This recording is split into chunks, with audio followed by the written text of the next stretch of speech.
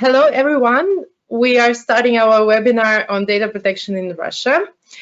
We are still waiting for more people to join. We are already 80 people on the line, which is super great. Thank you all for joining. But we will just wait for 1 or 2 minutes and we will start. Hope you all are having great weather as we do. I'm in Moscow now. It's super hot outside. Hope you're having the same. Yes. Okay, I'm seeing that we have almost 100 people, so I think we just need to start, not to make you wait. Let us introduce ourselves. My name is Irina Shurmina. I'm a senior associate of the IP practice of CMS Russia. And my name is Vladislav Eltovskiy. I'm associate in IP practice of at CMS Russia, and it's very great to see almost more than 100 people hearing us right now. So we hope that you will have a good time today and will find our presentation very helpful for you. Yes. We will talk today about data protection in Russia, 5 hot topics in practice.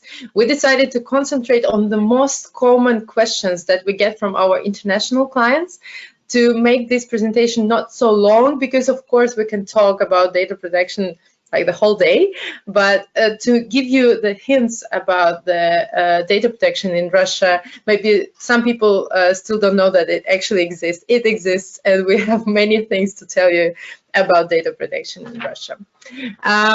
So to give you an overview of the background of the Russian data protection law, we have a federal law called On Personal Data that is in force since 2007. So we are living in the reality where data protection is actually matters. We also signed an amending protocol to the European Convention 108. It was in 2018, and the Russian law will be changed according to this convention. In some parts, for example, we'll have the breach notifications, which we do not have now, like in the sense that you have that people have in GDPR. What else you need to know about the Russian data protection before we start talking about the legal provisions is that we have a regulator or data protection authority. It's a federal service for supervision of communications, information technology, and mass media. A pretty long name, most commonly known as Roskomnadzor, which is an abbreviation in Russian.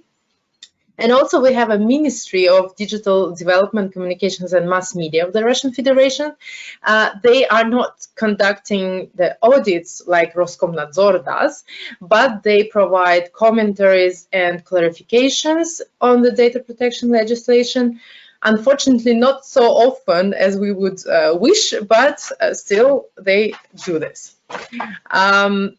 What are our orienteers when we talk about data protection in Russia? Of course, it's a Russian legislation, Russian law. We also look at clarifications and opinions of the regulator. As I said, there are not so many of them. That's why they are so valuable.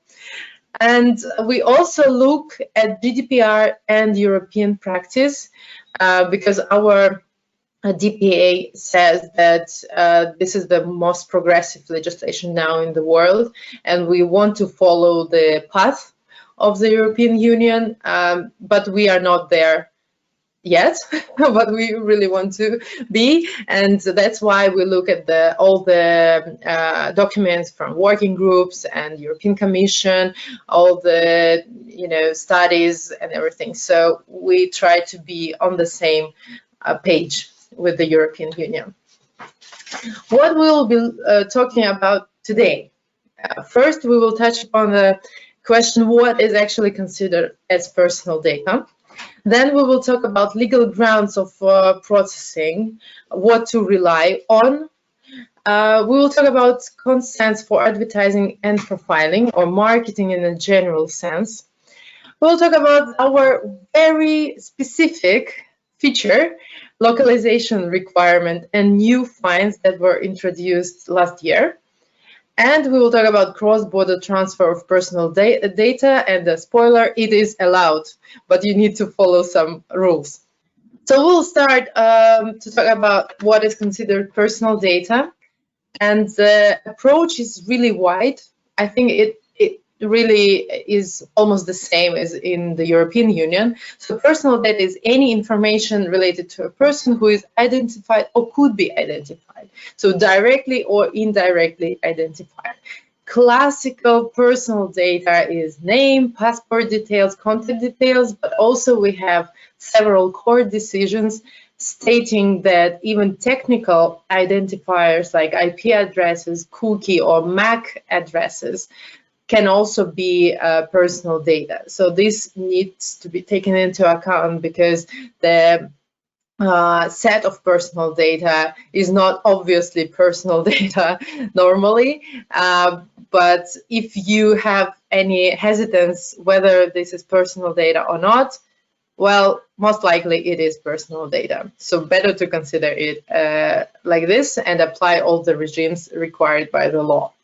We also have special categories of personal data. It's race and ethnic origin, religious and philosophical habits and beliefs and political opinions, health data, of course, and when we talk about health data, we of course want to point out that during the COVID-19 pandemic, this issue is also hot in Russia. And just for your information, our data protection authorities state that body temperature checks do not require separate consents from employees, because employers do it to comply with the laws that are adopted during the pandemic. And they do it in order to understand whether people can actually work and whether they fit into this working obligations that they have. This is an interesting fact about the COVID-19 and health data. Also, the special categories include information about intimate life and biometric data. What is not included into special categories of personal data is trade union membership, unlike in GDPR, but the Labor Code of Russian Federation still restricts the use and processing of this information and requesting this information. So it's still not a special category of personal data in terms of data protection, but still restricted type of information under the labor law. If we talk about the grounds of processing, the set of grounds that we have in the Russian legislation is pretty common. It's pretty standard. There is no big surprise, but still. So, what grounds we have? It's of course it's consent, conclusion or performance of contract with data subject, performance of statutory obligations, protection of vital interests, publicly available data, which is very hot topic because not every data that is publicly available actually considered as publicly available data under the data protection law. We have even one decision of the court who said that information on social networks, which is publicly available, is not considered publicly available data under the law, which is a bit confusing. So we are still trying to figure out how to work with the publicly available data. And legitimate interest, we will talk about it later. It's not as simple as it could be, unfortunately, in Russia. So these grounds can be used by companies depending on what business they have, depending on what needs they have when they work with the personal data. And now we'll talk about the specifics of some of these grounds, how to actually apply them and how to work with them. So Vlad will start with the consent. Yeah, sure. Thank you very much. So now we're going to speak about consent as a ground for data processing in Russia. Similarly to the GDPR requirements, the consent must be informed conscious and specific. So there is no surprise in Russian legislation regarding this. Also, similarly to other jurisdictions, consent should be freely given. But, for example, comparing to the GDPR practices, Russian law or clarifications doesn't require to conduct any balancing tests. That is to ensure that consent is not dependent on whether certain contract will be executed or performed by the data controller. There has been a development and a bill in this sphere, and the draft law has been introduced into the Russian parliament in order to prohibit conditioning performance of the agreement on consent. So, for instance, if you would like to provide certain services to data subjects, it is prohibited to send the list of your clients to your headquarters under this agreement, because under the consent, because it is not required. It is notable that consent is the most reliable option of data processing in Russia, and usually data controllers tend to use it since it is the easiest way how to prove to courts and to the DPA in case of any inspections that the consent has been indeed granted, that data controller has proper ground for data processing, and so on. We should also know that there is a pretty unfortunate and not very convenient conservative approach of the Russian DPA, who requests separate consent for each processing purpose. In practice, sometimes data controllers do either separate consent for each purpose or require data subjects to sign in front of each data purpose. We hope that this will change in the future, because currently there are negative practice when data controllers have been found liable for such pretty formalistic breach.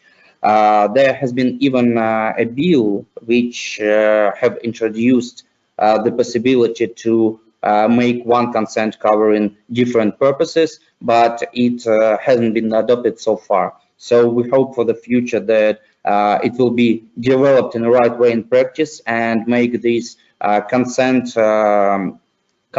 receiving procedure more convenient for data controllers. Next, we are gonna talk about types of consents in Russia. There are two of them. The first one is so-called simple. There is no particular form how to grant and how to receive such consent. So for instance, it could be well-known click consents on the websites or any other electronic consent, for example, via email or via other means. The important thing to note in this respect is that the burden of proof that the consent has been indeed granted lies on data controller. Therefore, if you use some electronic consents, it is required that you could link that particular data subject grants particular consent, and you can prove this to the DPA or to the court in case of inspections or disputes. And the second type is written consent. It could be obtained either in a paper wet signed form, which is not sometimes very convenient for e-commerce businesses, and in the electronic form signed by the digital signature. Unfortunately, Russian legislation on digital signature is also pretty conservative, and in practice, Russian citizens do not use digital signatures frequently, and that's why it is hard to obtain digital signature consents from regular users. Written consent is required in limited number of cases, which are explicitly mentioned by the privacy law. You can see the list on your screen, and it should be noted that written consent is mandatory for processing of special categories and biometric data, for cross-border transfer to so-called non-adequate countries. This means countries which do not provide for adequate measures of data protection. The written consent is also required for automatic decision making when this decision could lead to legal consequences concerning data subjects' rights or legal interests. and also in case of transfer of employees' data to any third party. So next, we are going to speak about probably the second most popular ground for data processing in Russia. It is performance of the agreement. It's very convenient for data controllers because it doesn't require any other documents to be executed or provided by data subjects. And therefore, it is also frequently used in practice. One of another advantages of such ground is that it even allows cross-border transfer to inadequate countries if it is necessary to perform the contract. Therefore, it's very convenient in order to pass one of the strictest requirements under Russian law.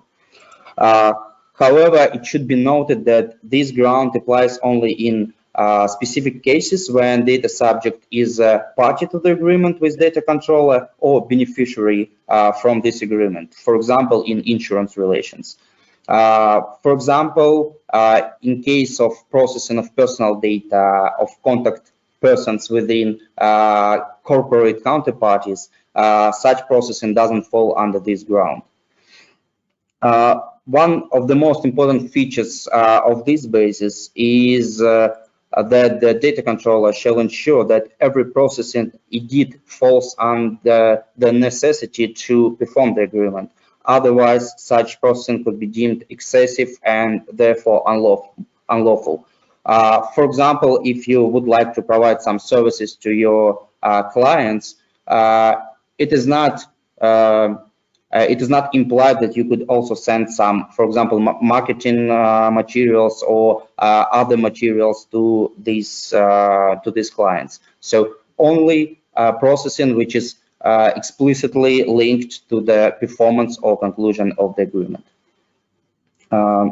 Next, we're going to speak about legitimate interests, which should be covered by Irina. So yes. Before moving on to the legitimate interest, I need to inform you that there are 172 attendees now on the line, which is great. Thank you all for coming. We're really glad that you are here with us. And also the organizational thing that there is the questions field that you can use to put your questions in it, and we will answer these questions after our presentation. Okay, so let's move on to the legitimate interest as a ground of processing of personal data under the Russian law. What the law says about the legitimate interest. So processing of data is necessary for performance of rights and legitimate interests of an operator or third parties, or for public interest, provided that processing does not breach rights and freedoms of a data subject. In this case, legitimate interest can be used as a ground of processing of personal data.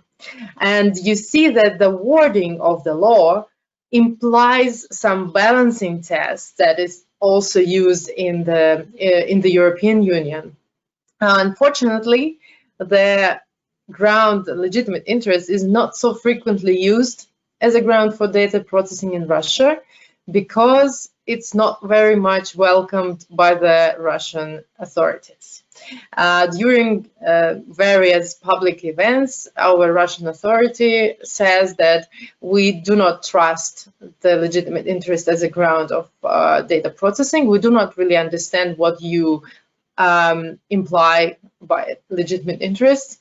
So they even more believe in kind of implied consent, which is not mentioned in the law, but they say, okay, this type of consent, when it's implied, we understand, but legitimate interest, we do not understand. It's a very unfortunate situation, and we are trying to develop practice in the way that actually legitimate interest can be used, and we try to argue this position on various conferences and in courts if we have a chance, and during inspections, because in our view and in view of many companies, legitimate interest is a very, very useful ground that could save a lot of paper that we waste on consents and nerves that we waste when we try to figure out how to actually obtain those consents. In some cases, though, legitimate interest is used as a ground of data processing. For example, if company does anti-corruption checks or know your client proceedings, because if a company does not make the know your client proceeding, then there can be bad consequences with tax authorities, as you did not check your client or your counterparty. Therefore, this processing is actually necessary for normal operating of data controller of the company that processes the data. So in this case, is very consciously and very, thinking about all the documents that cover this processing, companies use legitimate interest as a ground. But in other cases, for example, where it would be really, really convenient, for example, as Vlad mentioned, if you have a counterparty and you have employees of this counterparty and you process their data, but you don't have their consents and you don't have agreement directly with these employees, the only real ground that you can use is legitimate interest. And we believe that it can be used and it's really justified. But the controlling authority is not so lenient to agree with this, but we are trying our best to develop this practice, and we hope that legitimate interest will get its power in the Russian Federation. We'll now move to consents for marketing purposes, because it's something very separate that we need to discuss, because we often get questions from international clients how to process data for marketing purposes.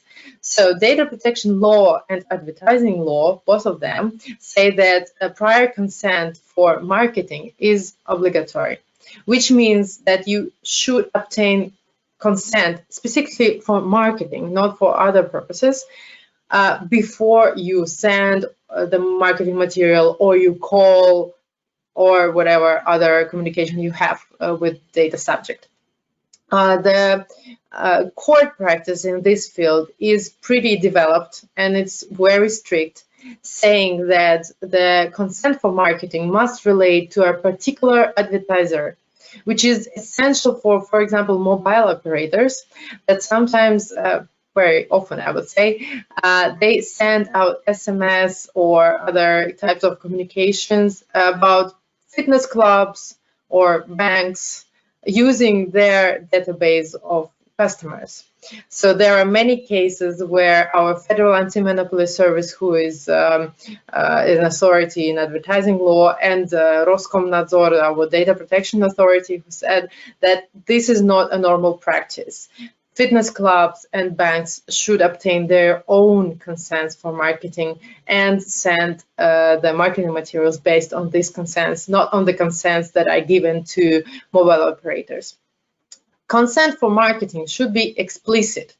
It cannot be hidden in long agreements. Why it's so important? Because this kind of practice we had for a long time in Russia, when you agree to some user agreement or you sign some bank agreement, and then somewhere in the middle you find with very small letters that you agree to actually receive advertising not only from the bank but also from other third parties. So this practice is not normal, is not legitimate, so this should be stopped. Actually, we see now in practice that it's not so common that you receive some advertising from some completely unknown source or unexpected source. The prior consent for marketing should be voluntary. So a provision of service cannot depend on provision of the consent. You should be able not to give the consent and still obtain some products or get some service. So what we see in practice now, there's one example in Russian, one example in English, that now we have two boxes normally, one for personal data, another for marketing purposes. And normally there are no pre-ticked boxes, but sometimes there's still, it's not so strict like in the EU with the recent case law saying that boxes should not be pre-ticked. We don't have this practice yet, but as I said, we look at the European experience. So when we provide recommendations to our clients, we'll of course recommend not to pre-tick the box and to of course make them separate. 1 or 2 years ago, there was a completely different situation. So we did not see ticking box at all, or we saw only one for personal data, which you could not avoid. And for marketing, we didn't see anything because it was hidden somewhere in a user agreement, for example, if we're talking about websites.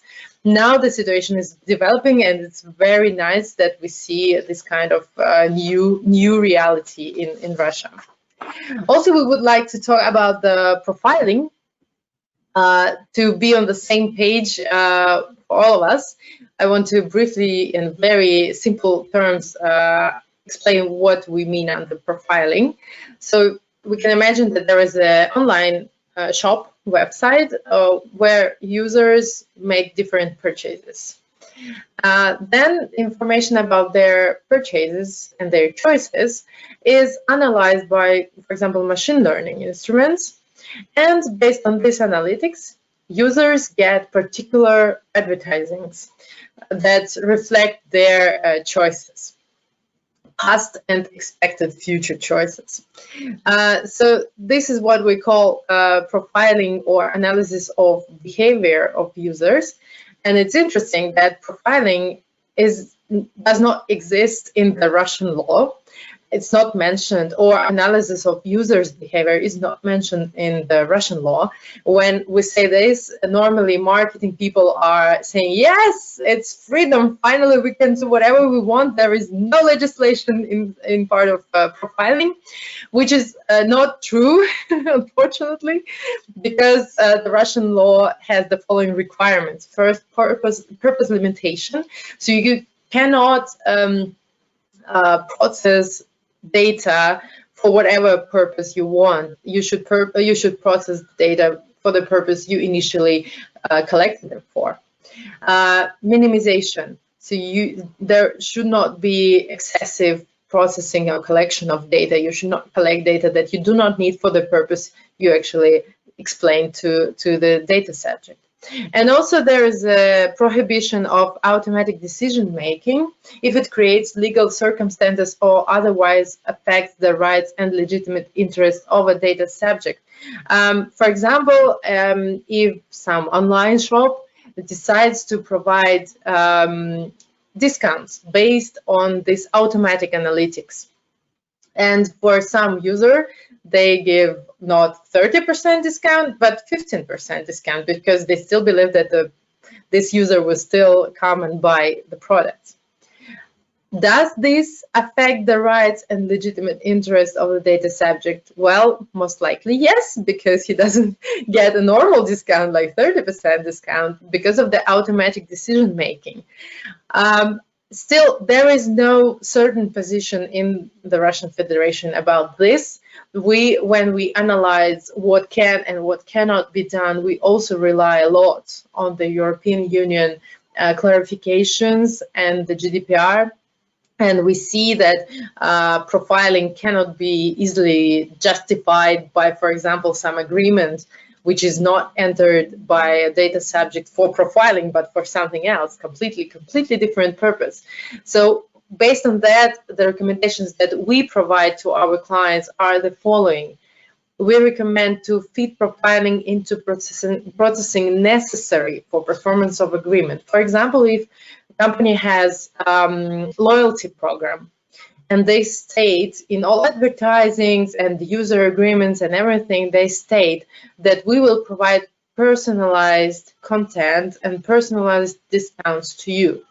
If you promise something like this to participants of loyalty program, probably profiling and provision of personalized content does fit into performance of this agreement. If it doesn't fit into performance of agreement, we recommend to obtain consents for profiling, because as Vlad mentioned, consent is the most popular, most reliable ground for processing. So if you don't have anything like agreement, then you should have a consent, because unfortunately legitimate interest for this processing is most likely not really suitable.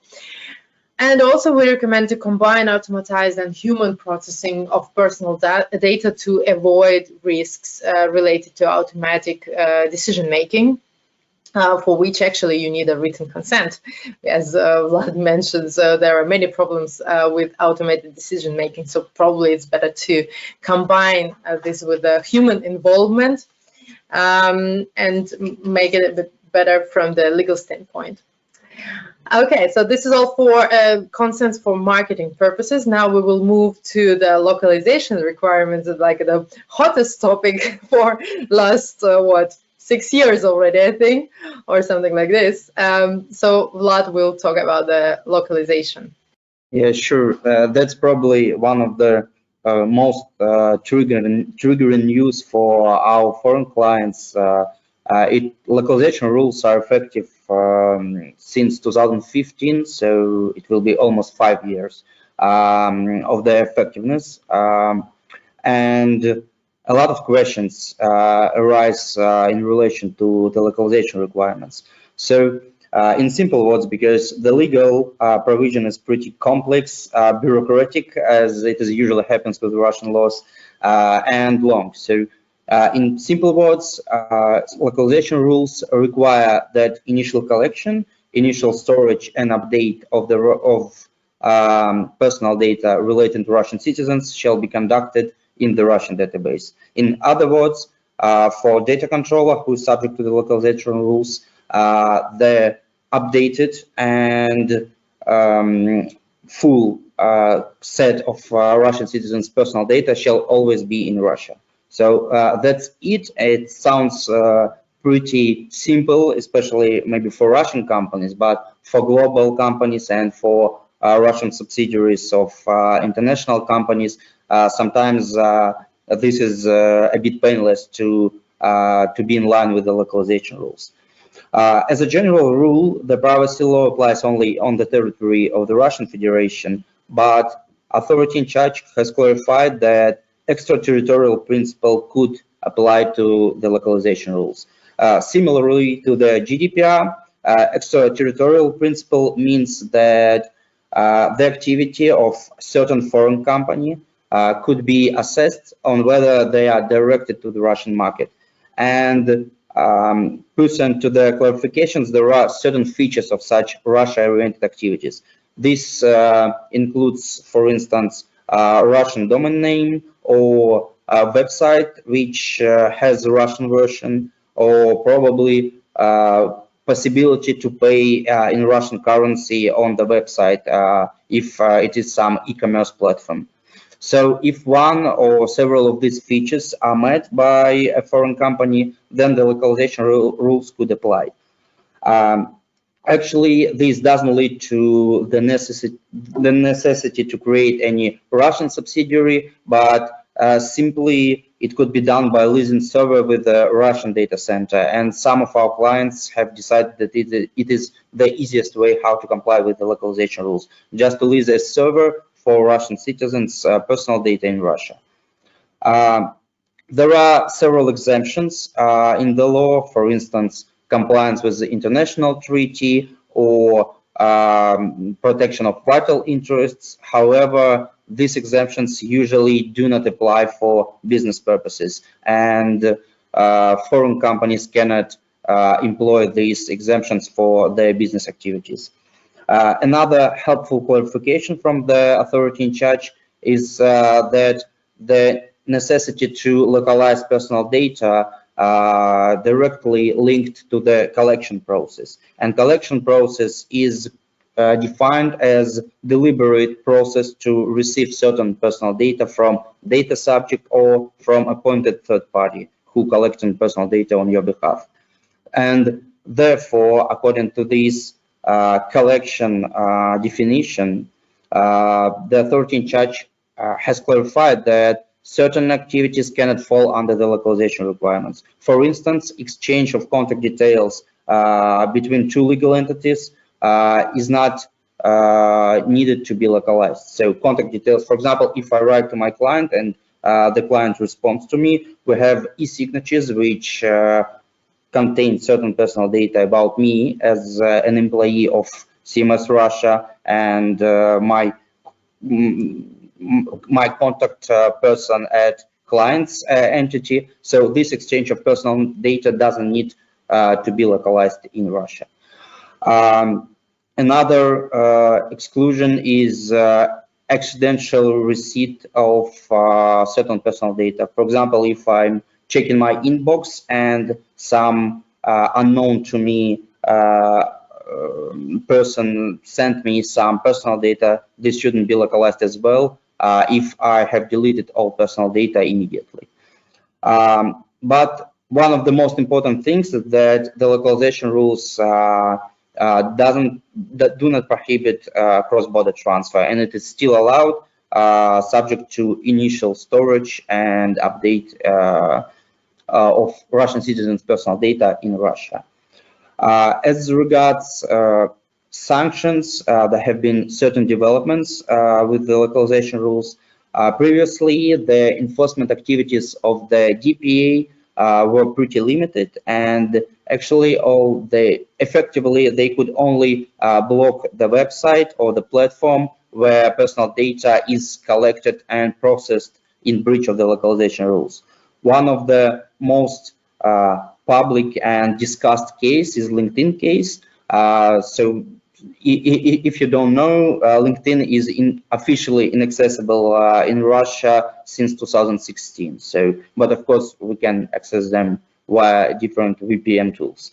But officially it is not workable. And another procedure how to sanction infringers of the localization rules is fine, which is pretty minor. It was up to 65 euro, which is pretty hilarious for legal entities. This was done through the official requests, which have been sent by the DPA in order to receive information where personal data of Russian citizens is stored. And if foreign companies fail to reply to this request, or they reply according to the opinion of the DPA, not in full, then they have imposed these minor fines. Probably they understood that it is not very effective measure to try and localize all Russian citizens' personal data in Russia, and that's why in December 2019 new fines have been adopted in the Russian code for administrative offenses. Thus, from during this year, the first violation of the localization rules could lead to the fine up to 78,000 euro. Repeated violation could result in the fine in the amount of up to 234,000 euro. So these fines are very significant comparing to general rules and general practice in Russia. So they're really significant. As regards repeated violation, it applies in case if the second violation of the localization rules appeared within 1 year from the previous one. And according to the current court case practice, we know about attempts of Russian DPA to try to urge Facebook and Twitter to localize personal data of Russian users in Russia. So before new sanctions, they have fined them for 3,000 rubles, which is a pretty minor fine. And in April 2020, they have been fined for 4 million rubles, which is about 50,000 euro, pretty significant fine in Russia, of course.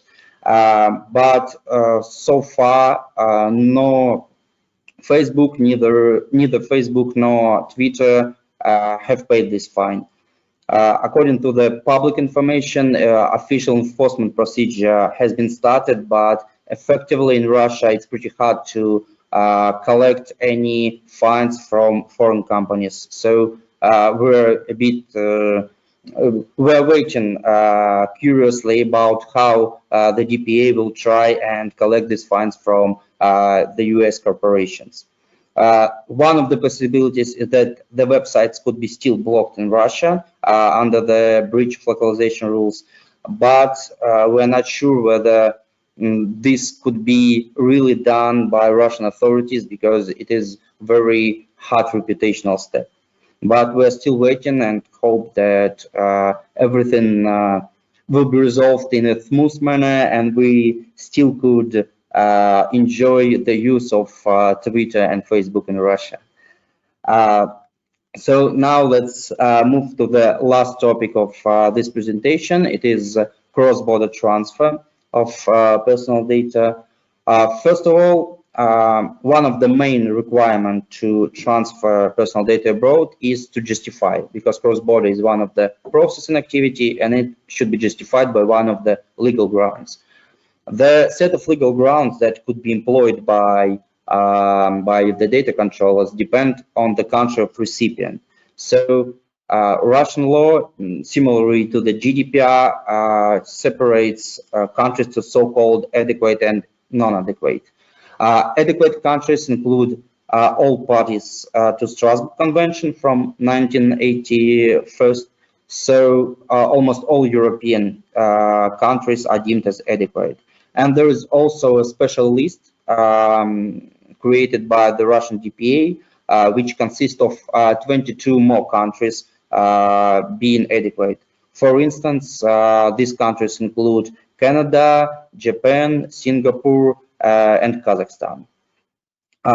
So if you understand that you need to transfer personal data abroad and the country of recipient is adequate, you can use any general basis to transfer personal data. So consent, performance of agreement, legitimate interest, and all other grounds are available for you to choose. Of course, subject to certain limitations that have been discussed previously.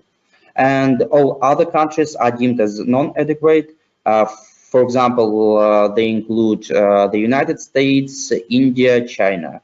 The list of legal grounds are limited to those that you could see on the slide right now. So generally for business relations, only written consent or performance of agreement could suffice in order to justify that some information, some personal data needs to be transferred, for instance, to the United States. So if it is fine and pretty easy to do in case of employees who can grant their written consents in an easy manner, the situation becomes harder for international companies working online and who have interaction with users via internet. So it is pretty hard to obtain written consent or collect them via post offices from all users if it is a international company. That's why a lot of clients could face the problems with transferring personal data to their headquarters in the United States or other non-adequate country, of course, non-adequate. Actually, that's the only requirement for cross-border transfer, so it should be simply justified by some available legal ground.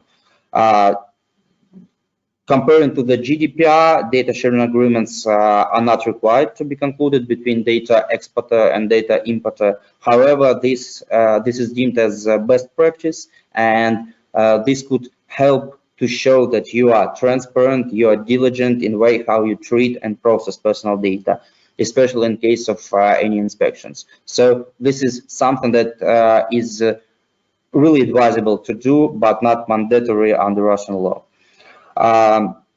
One of frequent questions is whether there are any specific rules for intergroup transfers which could make it easier to share personal data between companies of the same group. Unfortunately, in Russia, from the standpoint of the privacy law, headquarter, affiliate, or other company of the same group are still treated as third party, and therefore there is no difference whether you transfer personal data to your group company or to your counterparty or maybe processor. And finally, there are specific requirements for employees cross-border transfer because most strict rules are envisaged by the labor code. In the labor code, it is explicitly mentioned that any transfer of employees' personal data to a third party requires written consent. So if you would like to share employees' personal data with any third party, written consents are mandatory, and unfortunately, there are no other way how to deal with it. And another requirement is that you should inform your counterparty who you transfer employees' data that there is a certain purpose why the data is transferred, and this purpose should be aligned to when the recipient will be processing personal data.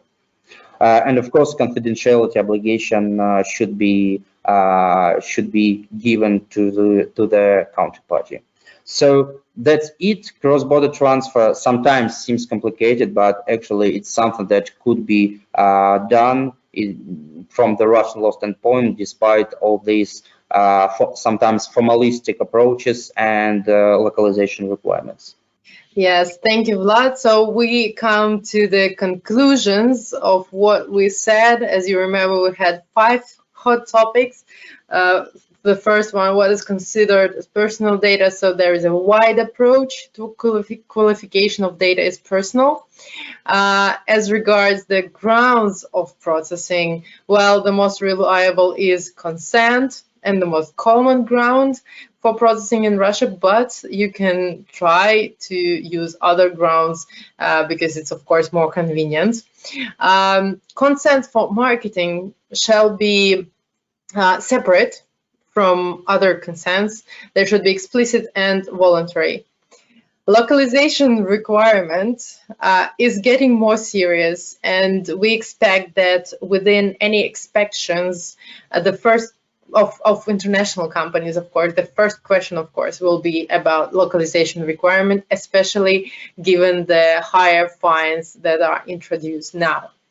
And cross-border transfer is allowed, subject to certain requirements, as Vlad explained. So this is all from our side for today. Thank you all for the attention. We see there are many questions that are coming to our chat. So we will now open the chat and we will try to answer all questions. Although I see that like a lot of them and they are comprehensive, I would say. But still, let's do it. Let's start from the start, right? Yes, yes. You take the first one. 1 second. Yeah, sure. So the first question is, I hope that you could see it right now in the chat, but it relates to the examples of data processing covered by the ground of protection of vital interests in Russia.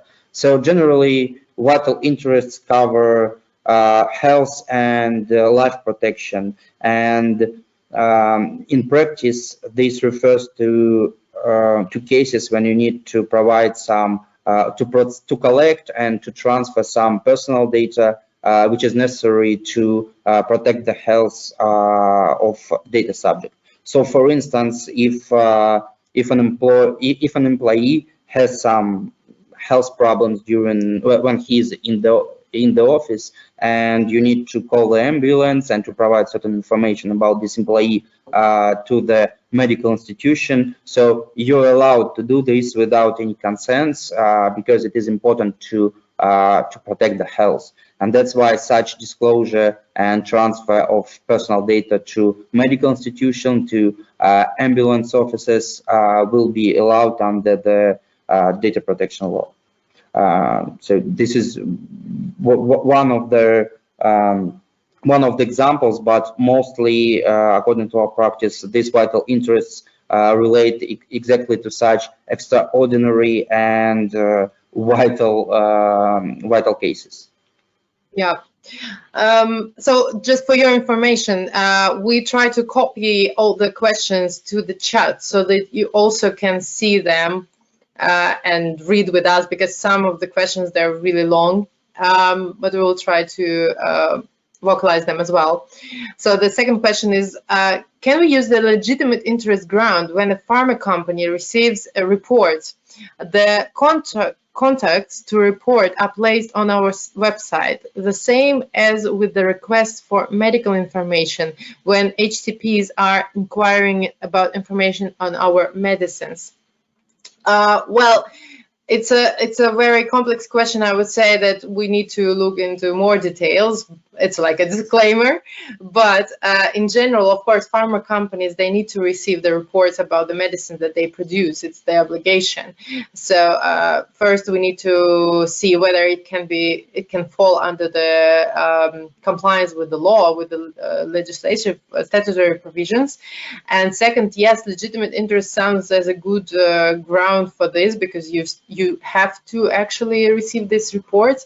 So I would say the preliminary answer is probably yes, but more details, of course, need to be analyzed here. And probably when someone submits data, he also agrees to some kind of, he gives some kind of consent, because consents can also be given in written, in electronic form, which is a bit arguable, because for health data you need to receive written consent, but in some cases Data Protection Authority in Russia says that in an electronic way they also can be obtained. Yeah, and it is also important to know that this arrangement of responses to claims or to requests depend on how long you want to store this information. So for instance, if your processing will be limited to provision of reply to the request, and after that, after the reply is given, information and personal data is deleted from databases, then most probably legitimate interest could suffice. However, if you have some more processing activities with such personal data, for example, you have a list of requests, you somehow profile them, you use them in order to analyze your products, then there could be some more excessive processing activities comparing only to replying to the requests. Therefore, if you would like to do some more actions with this information, it would be recommended to make at least a click consent on the website when the request is submitted, in order to cover and to explain to data subjects how long, for what purpose personal data will be processed. Yeah. Okay, the next question is, could you tell more about implied consent of data subject as a ground of data processing that Russian authorities recognize as quasi legitimate? Yeah. Thank you for the question. That's one of our favorite. Well, implied consent is when two people, for example, meet. It's a classical example of implied consent, and one gives to another a business card. This is considered as implied consent of this person who gave the business card on processing that another person will conduct after their meeting, for example, on inclusion into database of clients. This is the example that our Data Protection Authority uses when they say about implied consent. But there are, of course, many questions on, for example, what kind of processing you can make based on this implied consent. Where is the threshold? Where are the limits of this processing? For example, if you start sending like marketing materials to this person and he actually did not expect this, you will not have any proof that you actually obtained this consent. So this is a very, very difficult way, I would say, but until we have something, some positive attitude towards legitimate interest, as a ground of processing. Well, implied consent, which is understood more or less by the Russian authorities, is the way that you can use, of course, and we use it. We try to use it in our practice as well. Yeah, and I also have something to add. As you may remember during the presentation, Irina has mentioned COVID-19 clarifications of the Russian DPA, and she told you about the employee temperature checking procedures. However, in this clarification, the DPA has also clarified that the temperature of visitors of data controller could be also checked.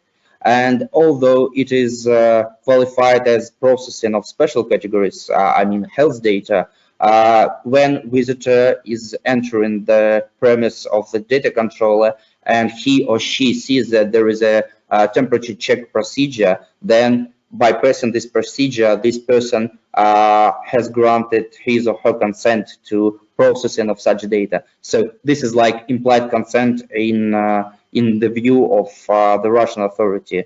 Although it's pretty controversial in terms of Russian law, because health data requires written consent and written consent cannot be implied, but at least we see some positive trends that at least Russian DPA uses this implied consent concept in order to justify certain activities, although in such pretty negative circumstances. So yeah.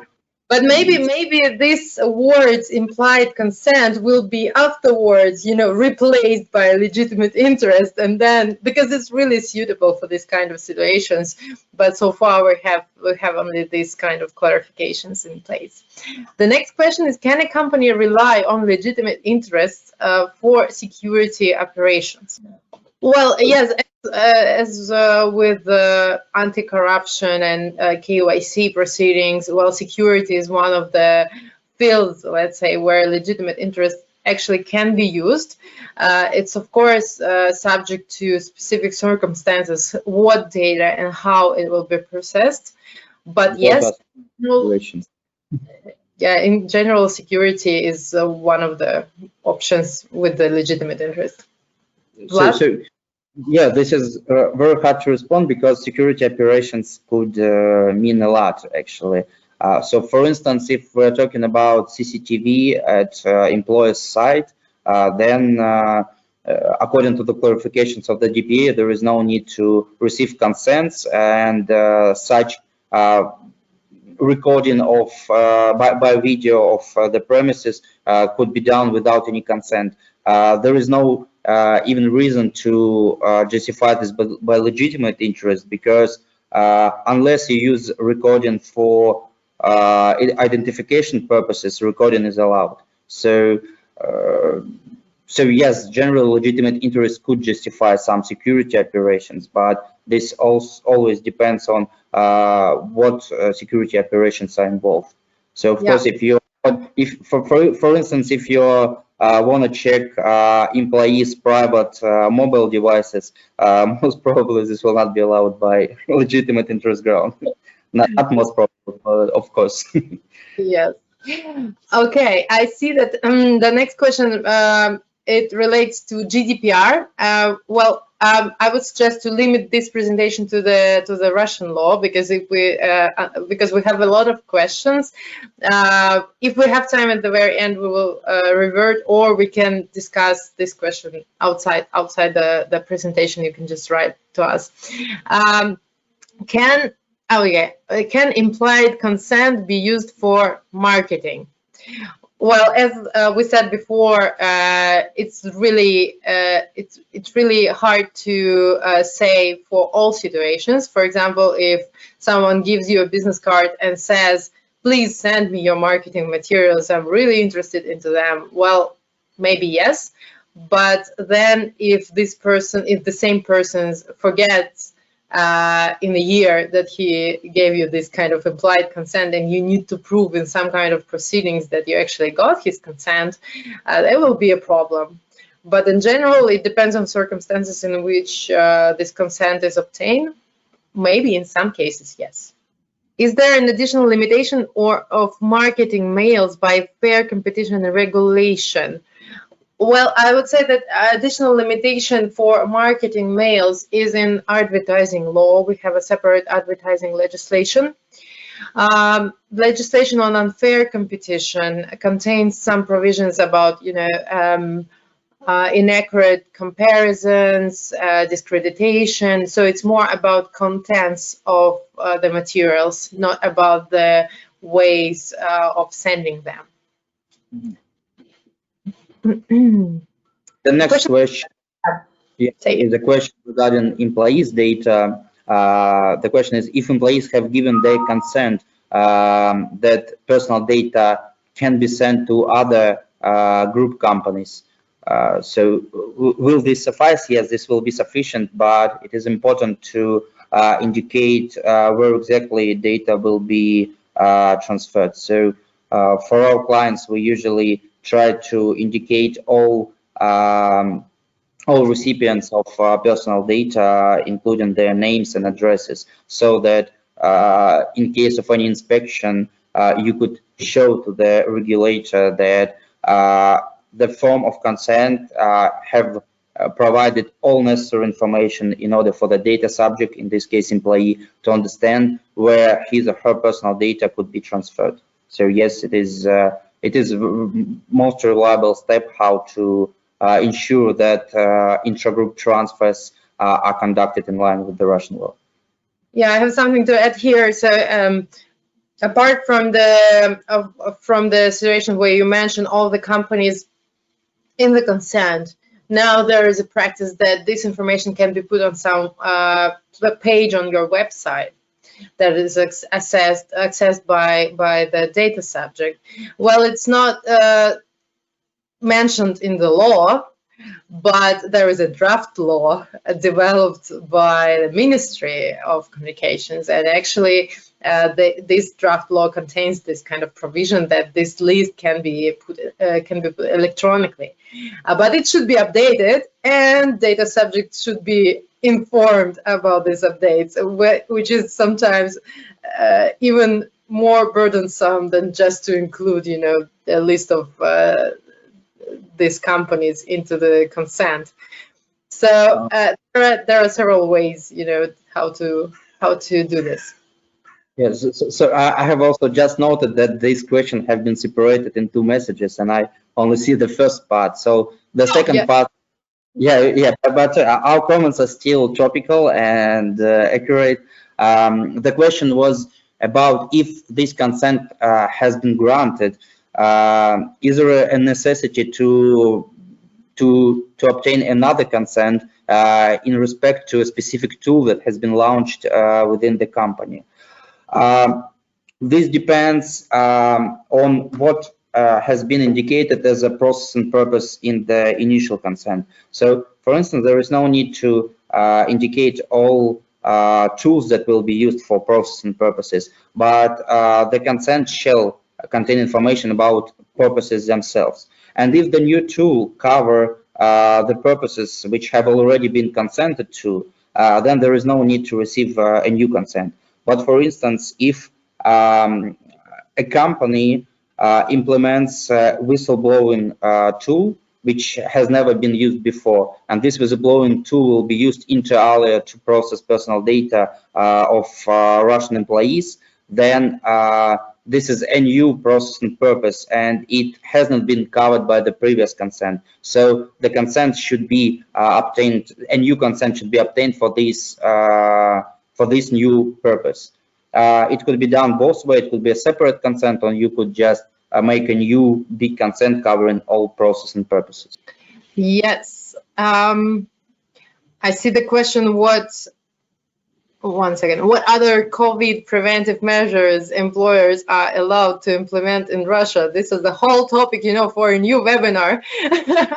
But what else can we mention? I think is not only body temperature checks, but also the COVID-19 tests actually themselves, because for example, in Moscow, employers are obliged to test employees, like a certain percentage of employees who come to office. So in this case, we don't have any specific clarifications for this from our data protection authority, but most probably it will also fall within the compliance with the statutory provisions, with the laws adopted during the pandemic, and most probably there will be no separate consent for this purpose.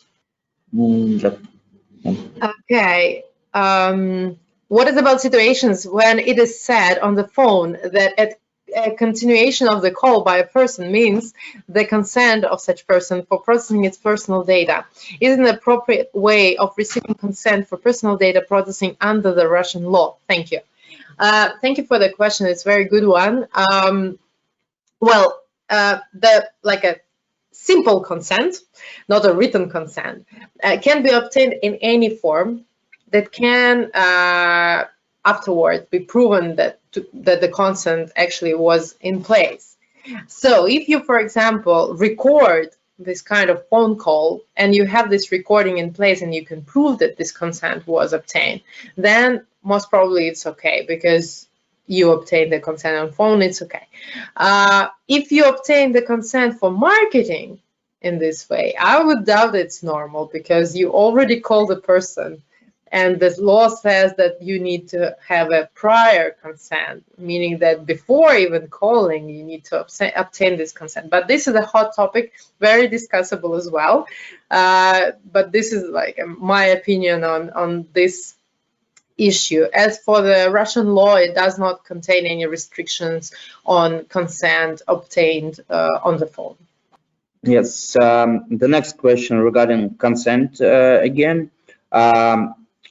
As far as it's a quote, as far as I understand, the consent could be revoked at any time. In such case, would the revocation invalidate the consent ground for processing? What could be the mitigation factors? Yes, that's right. Similarly to all privacy laws, Russian law explicitly states that the consent could be withdrawn at any time by data subjects. And one of the for instance, one of the requirements to the written consent is that a data controller should inform data subject how the consent could be withdrawn. If consent is revoked, then the data controller shall cease the processing and delete all personal data within 30 days. However, if there is any other legal ground for further processing, the processing could be conducted further on. But of course, it needs to be justified. So, for instance, if there is some service agreement between data controller and data subject, and this service agreement contained consent as appendix, and this consent was also provided for some for sending marketing materials. And if consent is withdrawn, then the data controller cannot send any marketing materials because the consent is no longer valid. However, it could still continue processing in order to perform the service agreement itself. So it works something like that. Yeah. The mitigating factors, actually there are no mitigating factors how to ask your data subjects, clients, and other persons not to withdraw the consent. So it's just the risk that you should accept when you decide to justify your processing on the basis of consent. But as we have said during the presentation, such revocations are not very frequent in Russia, as far as we know right now. But from year to year, the attention to personal data protection is evolving and increasing. So probably in the future, there will be more data subject requests, more withdrawals of consents, and other disputes with data subject and not only regulator. Yes. What type of data processing, if any, can take place outside of Russia? Very interesting question. We have two parts, right? We have the localization requirement that requires that collecting data of Russian citizens should be provided on the territory of Russia. So storage of the data, the most updated database, should be on the territory of Russian Federation. Then we have cross-border transfer, which is allowed. You can transfer data abroad. You can do some processing there, whatever you need. But in case you need to update data, it shall be done first in Russia and only then outside of Russia. So what type of data processing can take place? Well, maybe any any type of processing, but it's of course subject to all the consents and taking into account the adequate and non-adequate countries and localization requirement as well. Yes, the next question. One is yours. Do localization requirements apply for Russian data processors that process personal data of an EU data controller? For instance, a Russian IT company that is a data processor and provides IT development, maintenance, and support for an EU data controller. So, two things that should be clarified here. First is that the localization rules apply only to Russian citizens' personal data. So, if personal data relates to non-Russian citizens, localization rules will not be triggered. So, most probably, when Russian data processor do some services for EU data controller, EU citizens are mostly involved in these processes. The second thing to mention is that localization rules shall be observed by the data controller and not data processor, because data processor concept is not very developed under Russian law. It is simply stated that certain processing functions could be outsourced to third parties subject to the agreement, and that's it. There is no separation between obligations of a data controller and data processor. And according to the literal interpretation of the law, only data controllers shall ensure that the localization rules are observed. Therefore, it is still a liability. If the processor violates this rule, this is the liability of the controller, who have not ensured that his processor complies with the localization rules. In this case, the controller is based in the European Union, and therefore it should be first assessed whether the localization rules should apply to this EU controller at all. That is, whether there is any Russia-oriented activity. So, in case of simple outsource of certain processes in Russia, there should be no problem from the localization rules standpoint. Yes, I see the next question is very long and very, very specific about the drivers and their data. Alona, thank you for the question, but I think with this many details, we will need to, spend additional time to analyze everything. We will be happy to discuss this, I think, outside the webinar, not to spend too much time because we don't have much time left. So please feel free to write to us. Next question is, are regulatory fines for breach of data protection legislation only linked to the particular violation, or also can be multiplied by a number of affected data subjects? Thank you. Thank you very much for this question. Well, nothing in the law precludes the Data Protection Authority to multiply the fines by the number of the affected data subjects. In practice, they do not do this so often, so far, but on each public event, they say that we can do this. Please remember and don't forget, we can multiply the fines. So I hope this answers your question. We need to remember about this. Can employer ask its employees about symptoms if they have any? Or is it legal to ask employees to report to HR if they feel COVID symptoms? Thank you for the question. Well, it's very specific in each region of Russia, I would say. In Moscow, we have a special legislation in the field of COVID, which states that, for example, people not only with COVID, but also with symptoms of any other viruses and respiratory infections cannot be allowed to the workplace, which means that employers must be aware of the health condition of employees, basically. And then I think it's not stated in the law how exactly the exchange of information should be organized.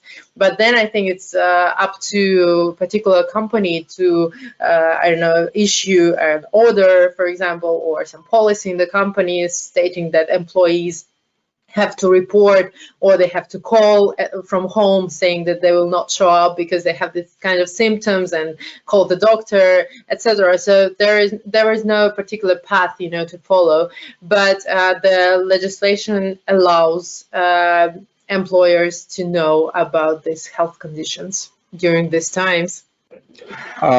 Yeah, I will take the next one. Could you please provide your opinion on whether genetic data is biometric personal data, or maybe it's information about person's health according to the Russian law? Currently, genetic data should fall under the concept of biometric personal data because it identifies some particular features of human's body. But actually, according to the protocol to the Strasbourg Convention, the genetic data concept should be introduced into the Russian law. And there is already a bill covering this issue when it is proposed to separate biometric data and genetic data. So by biometric data, it should be like fingerprints or our eyes, and by genetic data will be understood as DNA or similar things. And therefore, there will be a separate types of personal data as genetic data and biometric data, similarly to the GDPR actually. According to the current bill, the requirements will be the same, that written consent will be one of the most reliable options how to process biometric or genetic data. Yes. Hi, can the employee's consent be fixed in the employment contract by stating all third parties who the employer will share their personal data with? Thanks. Well, in practice, normally employees' consent is a separate thing. It's, I think, more convenient, but I think nothing in the law basically precludes us from including it into the contract. Then, there will be, and if we imagine a very sophisticated proceedings on personal data and analyzing this kind of contract, then there will be a question whether this consent was actually voluntary, and whether you could, choose the purposes that you want, that you don't want the data to be processed for. Because when you sign the employment contract, it relates to your working duties, your salary, etc. And employees' consent for personal data is a very specific thing. So that's why I think in practice, consents are normally separated from the contracts. Okay, the next one. Kindly comment on the known approach regarding localization rule fines are collected per case or per company. So yeah, as Irina mentioned, current practice that is usually the fines are collected per infringement, but not per data subject. But another approach is possible according to the statements of the DPA. In cases mentioned by us earlier regarding Facebook and Twitter, they have been fined on per infringement basis. So yeah, not per data subject, not all users. Okay, next question. How the COVID-19 crisis will change data protection law in Russia? Very interesting question, and we well, I guess people are now more cautious about data protection issues for sure, because we have special apps, special app that a person who is infected by COVID-19 has to install on his mobile phone. And there is a lot of data that is collected through this application. And of course, there is a huge debate about whether it's actually legal, legitimate, and etc. So I think for sure it will change to a better thing, that we will pay more attention. People, not only specialists in data protection law, but also normal people, regular people. But in part of the legislation itself, it's hard to predict. We do not see right now any plans to change data protection law, in particular due to COVID-19 crisis. I think we have a pretty, wide wordings that allow our government to do such things like these apps that collect a lot of data. So probably it's in favor of the current situation. So probably it won't be changed soon. But let's see. Stay tuned. Yeah, question, it's a duplication. Now, considering that full name is also personal data, is it required to get the employee's written consent on a separate document every time the employer concludes a contract where its employee's name is mentioned, for example, as a signatory's name? Thank you, very good question. So from the formalistic standpoint, yes, this could be treated as transfer of employees' personal data to your counterparty. In practice, taking into account that it's not commercially viable to obtain consent for every such like transfer, we recommend including a simple wording in the consent stating that taking into account that job duties of an employee implies possible execution of documents on behalf of the employer, then he or she provides his or her consent for such transfer of this limited personal data to counterparties, being signatory to the document. Oops. Yes. Next question. There is a necessity for a company to be registered as a data processing operator.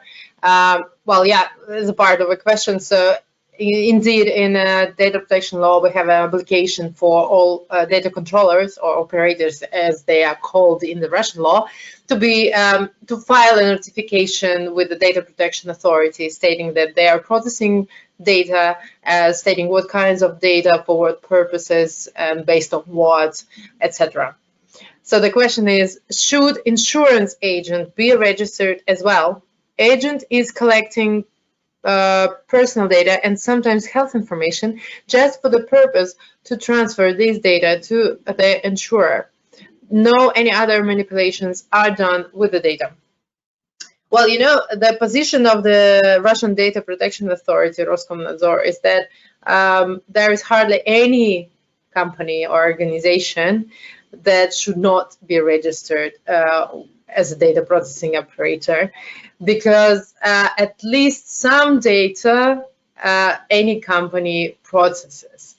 So in this case, I would ask you, like, for more details, if it was a consultation, what other data is insurance agent collecting? Maybe they're collecting data by themselves, not only as processors, like under agreements. Maybe they have employees and candidates for their open vacancies. Then those candidates already qualify as like personal data that should be reported to the Data Protection Authority. So there are many details to be analyzed in these cases, and most likely any company will have to register with the Data Protection Authority. Next questions are duplication, legitimate interest of security operations. Forwarding to the whole entire audience. So we need to look this question: if a company has entity email domains and separate email addresses that are part of a group email solution with servers in London and no email servers in Russia, how will the law take this into consideration? So I guess it's about localization requirement. Vlad, do you want to take this? No, one sec. I will. Didn't read it, right? Yeah, it's complex. I found it. So servers are in London for the email addresses, and no email service in Russia. How does the localization requirement work in this case? Yeah, and so that this relates to the Russian subsidiary of the UK company. Yes, it is actually the problem when the email systems are purchased on a global level, for example, on headquarters level, and then this email service is provided to all subsidiaries all around the world, including Russia.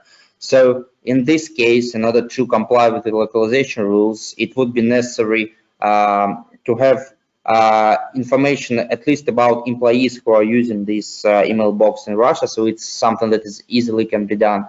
As regards an email box itself, which is hosted outside Russia, it depends on how this email system is used and whether it contains a lot of personal data. So, for example, if it is a regular email exchange between counterparties and these emails contain only information about contact persons, which is usually contained in the e-signatures, then this personal data doesn't need to be localized. This was clarified by the authority in charge. If you have some more routine processes relating to collection of personal data via email, for example, from your customers, and they send in you passport details, then for sure these passport details should be somehow initially stored in Russia. As a one option how to try and comply with the localization rules is to treat email box as a measure of collection process, so that it is not a storage tool, but a tool how you collect personal data. And for example, when you receive personal data via email, you see that there is personal data. You initially store it to some local Russian folder, and this makes the email box just a route how data is initially collected in Russia. This is one of the possible options that have been elaborated, but unfortunately it hasn't been officially confirmed or dismissed by authority in charge or by the court. But from the interpretation of the law, this seems logical. Yeah. So the next question is, what about cookies? Do you also need explicit consent? Well, we, unlike in the EU, we don't have any specific legislation or even clarifications about cookies, but we have several court decisions stating that cookies can be qualified as personal data.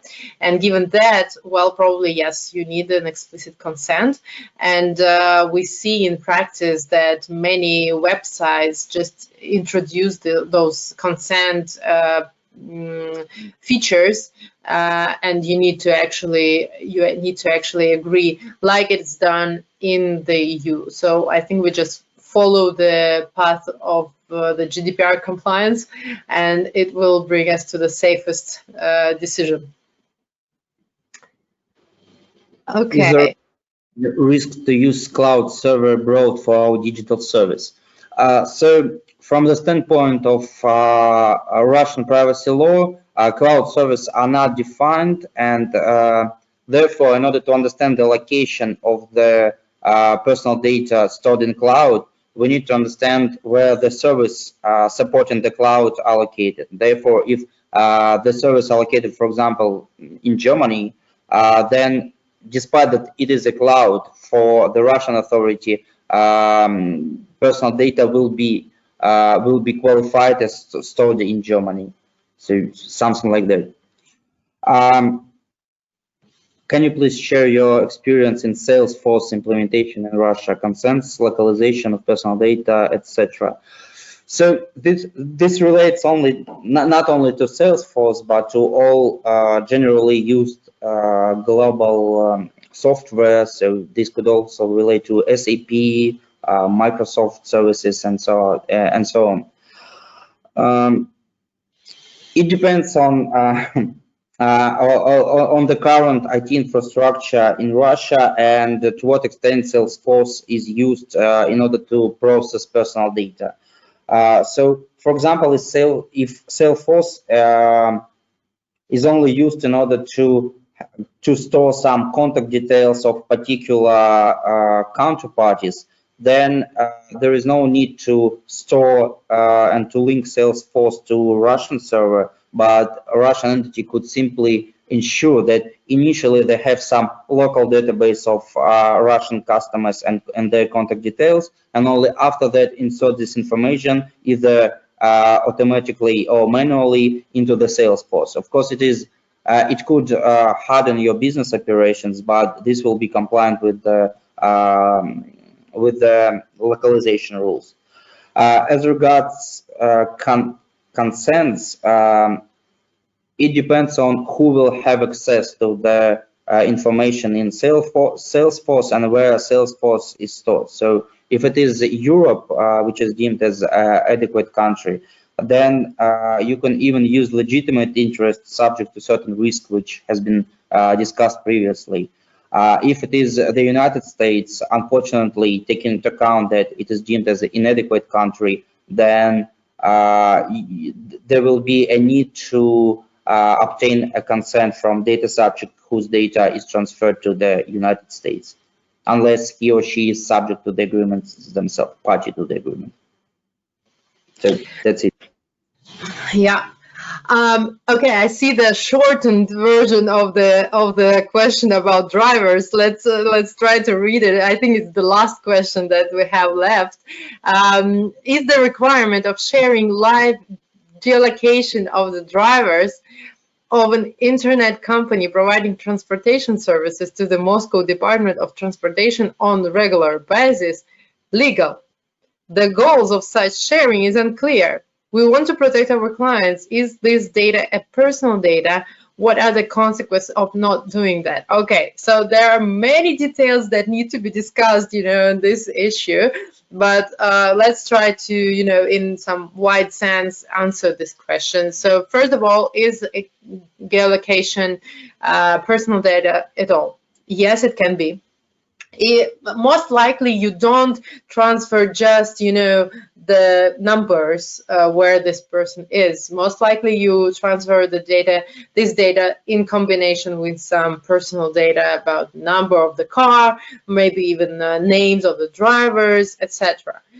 If it's only geolocation, then we need to think, can the person actually be identified? But if it's for tracking purposes, I think it still qualifies as personal data. Well, you write that the goals of such sharing is unclear. Well, this is where we start. If it's a legal obligation for transportation companies, then there is a specific ground under which you need to transfer this data and under which the Moscow department can request this data. If there is no such legal obligation, then there is a question why they're requesting this. Maybe they have issued some kind of legal act that is obliging such providers to transfer this data. So you need to look really carefully what is the behind this request, what grounds they have, how do they justify this request, and based on that you decide whether or not you transfer the data, and what consequences of not doing that. Again, if it's a legal obligation, there must be some sanction of not providing this data.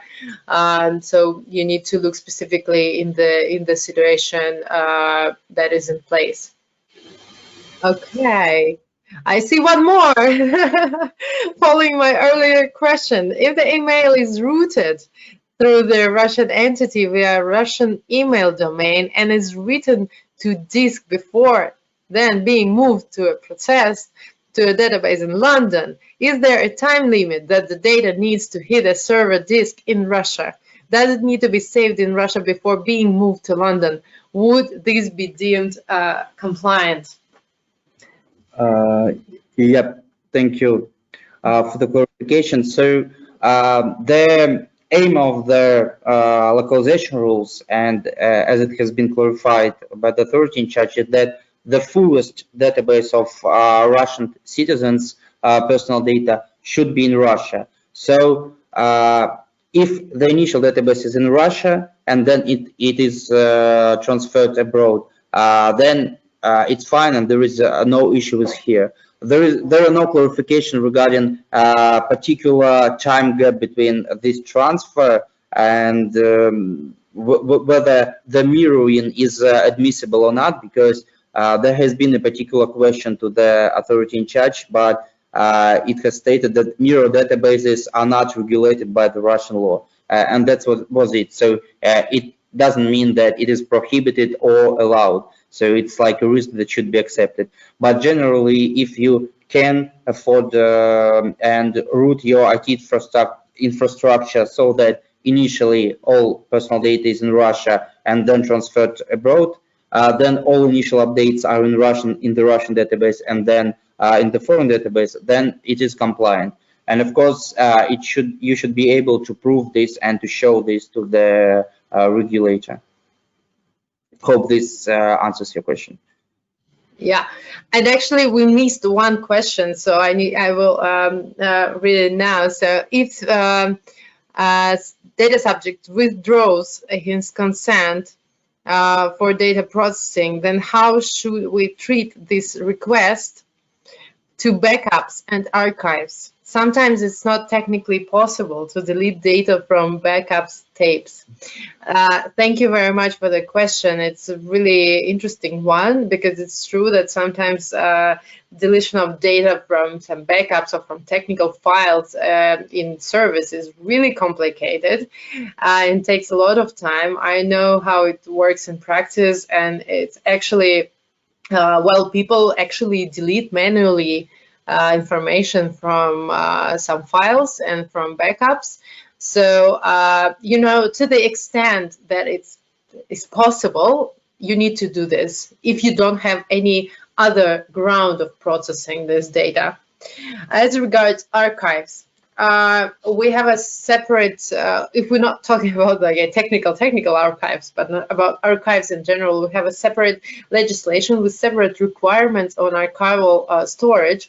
So you have to store some data, for example, about employees for quite a long period of time. But here we meet the question about the amount of information that you actually have to store.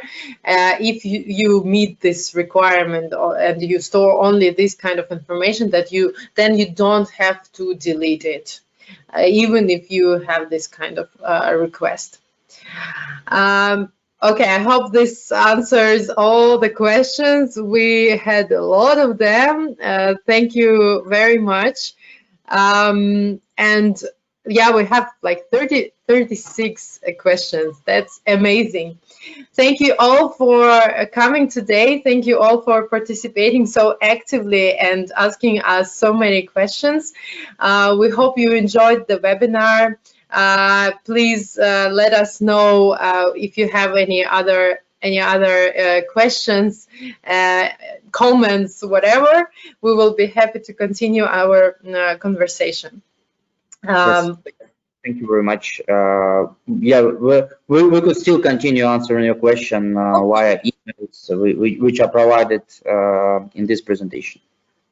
Yes. Okay, the presentation will be sent out. The recording also will be there. Thank you once again, and see you probably on some next events and next webinars. Stay safe and enjoy the rest of your day. Bye-bye. Thank you.